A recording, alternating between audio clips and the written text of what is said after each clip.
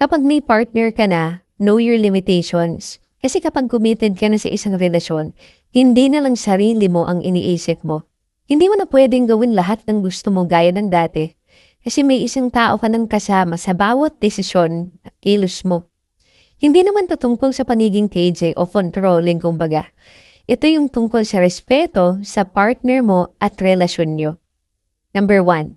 Limitation sa pakikipag-usap sa opposite sex. Mahalaga to Hindi naman ibig sabihin na bawal ka nang makipagkaibigan. Pero kung alam mong may posibilidad na makagawa ka ng mali, tumiwas ka na.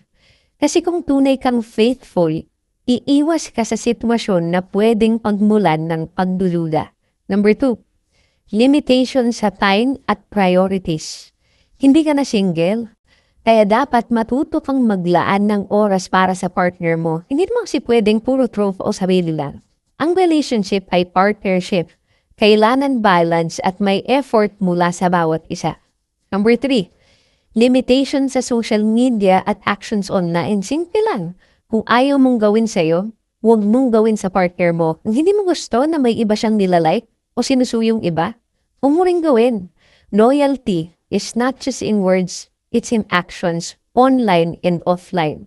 Number 4, limitation sa ego at pride. Mahalaga to. Hindi pwedeng lagi kang tama kasi kapag committed ka, kailangan mong matutong magpakumbaba dahil hindi lahat ng laban dapat patulan.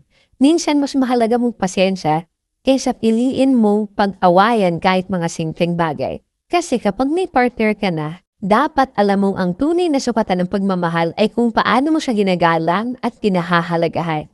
Hindi ka mawawalan ng freedom. Kasi kung mahal mo talaga yung taong yon, pusang loob kang maglalagay ng boundaries. Hindi dahil sa pilitan kundi dahil ayaw mong masaktan ang taong mahal mo.